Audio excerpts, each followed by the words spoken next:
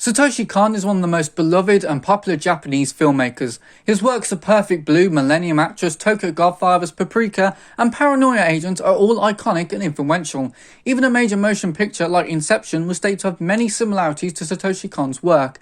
He has worked on other projects like World Apartment Horror, Rojin Z, Hashira Melos, Patlabor 2, Memories, Good Morning, and even the 90s JoJo's Bizarre Adventure. However, I will only be discussing the 5 projects he worked on that I mentioned at the start of the video. For those unaware, Satoshi Kon sadly passed away in 2010 from pancreatic cancer and was unable to complete his next film, Dreaming Machine. This man's life was unfairly cut short, but he was able to make the most of his 46 years on this earth and has become a huge inspiration to many. This video will hopefully act as a celebration of Kon's works, as I've recently been catching up on his filmography and I have to say that I'm a huge fan of his work. So without further ado, let's rank the works of Satoshi Kon. In 5th place is Paranoia Agent. I will be honest right away, I do not like Paranoia Agent. It is the only one of Satoshi Kon's works that I was not a fan of, and the reason is very simple. I just didn't get it. Confusing plots and interconnecting storylines are a staple of Satoshi Kon, but usually by the end of the film I have a grasp of what was actually happening. Paranoia Agent is the only time where I watched one of his works and came out the other end going, huh? It just didn't make any sense to me. Perhaps I'm just stupid. I do want to make it clear that I don't think Paranoia Agent is bad. It's happened quite a few times on YouTube where I've said I didn't enjoy something and people have taken that as me saying something is bad. No, Paranoia Agent is not bad. I just didn't like it. But there are good things about Paranoia Agent. Firstly, the animation was done by Madhouse at a time where they were dominating the industry, so unsurprisingly, it is excellent. I also think the core idea of Paranoia Agent is really good. The story, based on my chimp brain understanding, is that a bunch of people who are all lying or are misremembering have been attacked by Little Slugger. Little Slugger is the kid who rolls on golden skates and wields a bent golden bat. 2 police detectives need to find out who Little Slugger is after a character designer is attacked by him. Paranoia Agent is clearly about mass hysteria and people's growing anxiety. Everything is blamed on Little Slugger. If you were late to school, it's because of Little Slugger. If you stub your toe, it's because of Little Slugger. If you're feeling constipated, it's because of Little Slugger. Every little thing that is wrong with the world is like that because of Little Slugger. I also like how it is all due to Sakiko Sagi, the character designer, being under pressure to create another iconic character after creating the immensely popular Marami. I love that whether intentionally or not, she was able to do that. Whilst I don't really like Paranoia Agent that much and therefore have very little to say about it, I do recognise that it did get a lot right, and if you can look past or even not be bothered by in the slightest about the confusing elements of this anime, then I'm sure a lot of you will love what Paranoia Agent puts on offer. 4th goes to Perfect Blue, which by the way is the only project on this list not written by Satoshi Kon. Perfect Blue may be the most iconic of Satoshi Kon's works, since Darren Aronofsky has gone on record to say that Requiem for a Dream was influenced by the film. Apparently, one scene in Requiem for a Dream is an actual remake of the scene from Perfect Blue. Black Swan, another of Aronofsky's works, was stated to replicate a lot of things from Perfect Blue. Although Aronofsky has denied that Perfect Blue inspired Black Swan, he did acknowledge the similarities, and clips from Perfect Blue were even used by Madonna in a remix of her song, What It Feels Like for a Girl. Like Paranoia Agent, Perfect Blue is a very confusing film and at times can be hard to follow. But I believe that all these loose plot threads and puzzling ideas all come together to make a clear picture. Perfect Blue is a film about Mima, a former J-pop idol who's left that career behind to become an actress. However, Mima has to deal with several issues. A horrific stalker, a website called Mima's Room where there are several diary entries seemingly written from her perspective, regrets over leaving the J-pop industry, and the fact that her acting job is putting her in positions that she doesn't like. It's no surprise that Mima ends up developing psychosis. However, the real issue is that people are being murdered, and these people all happen to have worked closely with Mima while she was acting. So this raises the question, is Mima going around killing people? A question even Mima asks herself due to her sudden bout of psychosis. What Satoshi Kon does so well in this film is that by the end of it, I could piece together what had actually happened. When you watch this film for the first time, you'll be confused and you'll be asking yourself, what's going on here? But once you have the big reveal of what is actually happening and you discover who is responsible for the murders, you end up going, oh, now I get it. All those confusing scenes throughout the film are now given the necessary context for you to put all the puzzle pieces together and understand what the scene was actually conveying to you. Throughout the film, we are given a very similar experience to the film's protagonist. We are constantly questioning everything. What's real? What's in Mima's head? Is Mima the murderer? Are there even murders happening? But just like Mima, by the film's end, we understand what has been happening, and I think it was amazing how Satoshi Kon was able to give us a similar experience to whatever was running through Mima's mind. You will question everything in this film, but I do believe that the answer that the film delivers to us is satisfying and makes the journey worth travelling to get there. Once again, this is Madhouse, so the animation is excellent. All of Satoshi Kon's works are done at Madhouse, so obviously they are all of high quality. Although Perfect Blue, like the films I've ranked above it, all have movie quality animation, whereas Paranoia Agent was a series. So, if I like the film, what holds it back from being in my top 3? It may not come as a surprise due to my opinions on Paranoia Agent, but I really don't like ambiguous storytelling where things are presented to us in a confusing manner. I think Satoshi Kon is one of the few people who's able to have his cake and eat it. He can have a confusing narrative while still keeping me engaged. Perfect Blue was harder for me to follow and enjoy than the works above this one.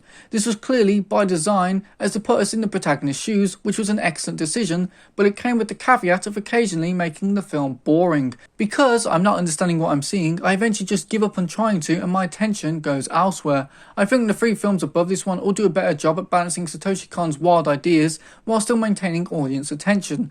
I also think that Perfect Blue doesn't have the most memorable characters either. I think it's a film carried by its ideas and Satoshi Kon's impeccable direction. I'd be very surprised if anyone has Mima as one of their favourite characters, and all the other characters in the film all kind of just hover around Mima. This is not to say that Mima is a bad character, no, just that she's not super memorable. You remember what happens to her and what she goes through, but you won't really care that it's her going through these things. However, I think Perfect Blue is damn close to being a masterpiece, and I could totally see this being many people's favourite film ever. Third place goes to Paprika. I said at the start of the video that Inception had similarities to the works of Satoshi Kon. This was the film that shares those similarities. This is a film about people going into other people's dreams, and there is a dream terrorist trying to terrorise people. But don't worry, he's not as scary as Freddy Krueger. Paprika is not a very confusing film, but it is very weird. At times it feels like the people working on the film just kept word vomiting and throwing everything at the wall, and then just included all of it. I may have liked Perfect Blue, but I love Paprika. It is such a unique film. I have seen Inception, in fact I saw it before I watched Paprika, but Paprika still feels completely unique and original. Of course due to the brilliance of Satoshi Kon. At times the film can be a bit silly and is confusing in a way that is never explained, but I think the film overall succeeds to me due to the strength of its characters. I think a lot of them are very memorable and enjoyable to watch, except the villains. The villains in this film suck. Also, the end of the film was a bit of a letdown because of how weird it gets and the fact that there's a romantic revelation that I just didn't buy, like at all. It genuinely felt like it came out of nowhere and left me going, when did this happen? But anyway, back to the characters. Paprika is a very cool character. She's essentially Chiba's idolised self. She is kind, adventurous and brave. She's able to help and soothe the pain of others. Chiba, on the other hand, is cold and at times a little unlikable. Paprika is a very approachable person, whereas Chiba is more prickly. The contrast between the two is what makes them interesting for me. Konokara is my favourite character in the film. We got to see a lot of the demons that he has to contend with through Paprika's journeys into his dreams, and I love watching him slowly overcoming those demons. He came across as a genuinely nice guy, and I was always happy to see him on screen. Shima was a fun character. Watching him slowly lose his mind was one of the best scenes in the whole film. Tokita was a character I liked until they revealed something at the end because it just did not make sense to me. I don't think it was on screen enough and definitely not seen enough with another character to make that revelation one that I could accept. Paprika also continues the trend set in both Perfect Blue and Paranoia Agent of having the audience question what is real and what is not. Paranoia Agent had it as you never knew whether there was any truth to what the characters were saying, Perfect Blue had it due to Mima spiraling into psychosis, and Paprika had it because of people having their dreams taken over. There were some great sequences in this film where characters slowly slip out of reality into the dream world.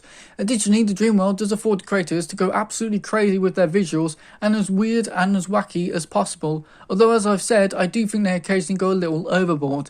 Paprika is a very entertaining film with a lot of great characters and it's really hard to follow, but I think underneath all the crazy shenanigans of the film, it's a little too simple for its own good. Again, fantastic film. I would recommend this to everyone who watches anime, whereas I would only recommend Perfect Blue to certain people. I'm merely trying to justify why I'm placing Paprika in third instead of second or first. Now, second place goes to Millennium Actress, which is the film of Satoshi Kon's filmography that I've seen the most recently, so recency bias may be playing a factor here. But I don't think so. Millennium Actress is a very tragic film with an ending that very nearly brought me to tears. I've learned over time that films like this are right up my alley. If you don't believe me, then go check out my video on the tale of the Princess Kaguya, which is another anime masterpiece with a soul-crushing ending. This is a film that is ultimately about how one person wasted their entire life. Chiyoko is a famous actress that is regaling her life story to two documentary makers, and in typical Satoshi Kon fashion, her life story is interwoven between the reality of what actually happened, the film she starred in, and the thoughts of the two people interviewing her. At first, you're a little confused as to what is happening. Again, this is a Satoshi Kon film. Of course, you're a bit confused, but it doesn't take long for things to click into place. The story for Millennium Actress is simple but told in a very entertaining way where you have to put the pieces together, although the film does a great job of telling you where those pieces go. Unlike Paprika though, Millennium Actress is a very emotional story, and it was a story that really hooked me. You essentially have a woman who spent her entire life looking for love, only to never find it. Chiyoko has spent her final 30 years as a recluse, wallowing in loneliness, never finding the man that she believes she loves. This one man has dictated her entire life even though they barely spoke. Unsurprisingly, naivete is a core trait of Chiyoko's. She's a character that is very easy to manipulate and can't see the negatives in other characters like the audience will. I think her life is so tragic and emotionally affecting to me because it's a life that I think is realistic and one that I certainly don't want to fall into. Chiyoko has wasted her life. When you are watching these flashbacks and scenes from her films, you are constantly hoping that she'll find the man she loves. Yet there is always this constant reminder that she didn't, or at the very least, it didn't go to plan. But you're always watching, hoping Satoshi Kon will pull out a twist-happy ending, but it never comes. The film occasionally touches on the worst parts of the film industry, but never dwells on it, which I think was for the best. This film chooses to focus on Chiyoko, and whilst the film industry was a major part of her life, it's the chase of finding her love that is the most important aspect of this film, and I think Satoshi Kon was right to make that the focus of the film. There are a few other characters that play small to significant roles in the film, but only Genya was the one that stuck out to me. He had a clear fascination with Chiyoko, but it never felt weird or perverse. He was a kind man, and I'm glad that the film decided to explore his life as well as Chiyoko's. I also love, and spoilers here, but I love how the film ends, with Chiyoko acknowledging that she never really loved the guy. This man that she knew for a day, she never truly loved. What she did love was the hunt, the chase, the days that she spent searching for him. That was what she actually loved. One unflinching and honest way to end the film. I really liked Perfect Blue, and I loved Paprika, but Millennium Actress made me feel something, and that is why I'm ranking it higher than those two films. However, there can only be one winner, and my favourite film that Satoshi Kon has made might also be my favourite film of all time. Yes, the film that I'm putting at number 1 is Tokyo Godfathers. Why is Tokyo Godfathers my favourite? Well, I'll be honest, I think it's one of the few films that I've seen that I would describe as being perfect. The characters are great, the story is great, it's the least confusing out of all of Satoshi Kon's films. In fact, it is the only one that I would say isn't confusing. It's a completely cohesive, easy to follow narrative. The complexity of the story is in the multiple interconnected strands. However, by the film's end, all these strands get tied up nicely in a neat bow, and every character arc comes to its natural conclusion. It is a film that I don't think needs anything extra, and I certainly wouldn't take anything away from it either. Basically, every decision that Satoshi Kon and the team working on this made was completely justified, because Tokyo Godfathers is a masterpiece.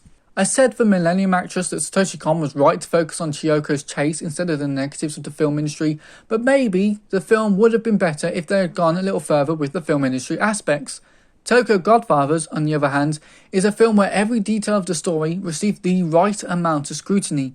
Tokyo Godfathers is the story of 3 homeless people, all of whom are complex and interesting, who happen to stumble upon a baby when going through some trash. The rest of the film is about these 3 individuals doing everything they can to reunite this baby with its parents. Like I said before, this film doesn't blend reality and fiction like the other films and TV series on this list. This is a film based much more on reality, and I think it was absolutely the right choice to not try and force in reality-altering shenanigans into a story that benefits without it. Hannah is the best of the main trio in my opinion. Hannah is a crossdresser and a drag queen. I don't know if those are the same thing, but that's what they are. Hannah is a very lively personality and the character that will draw your attention the most throughout the film. They are extremely energetic and a little silly, but I like that they have their own problems and that they do have a reason for being homeless like the other 2. Hannah is very integral to this film, as without them the film's tone might have swayed too far into dark territory. Hannah maintains the balance of this film and also acts as constant justification for the film's wackier moments. Gin is an alcoholic a-hole and he's always grumpy, but the more you spend time with him, the more you like him and root for him.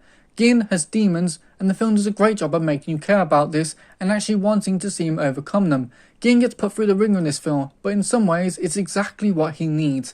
Miyuki is a character that didn't click with me like Hana and Gin, but that's more because of how great they are than anything else. In any other story, characters like Hana and Gin would be background players. An anime with a female lead who is in their teens is extremely common, but that doesn't mean Miyuki's character is weak. Miyuki is a runaway and is a character filled with guilt and regret. Her story is interesting because it is far easier to solve than Gin's, for example. However, the reasons that she refuses to return to her life are understandable in the narrative, and once again, I think the film does a great job of making you care about her story. Tokyo Godfathers is a film without flaw in my opinion, and if I was to sit here and try and force myself to think of negative, I'd only end up hurting myself because I love this film immensely.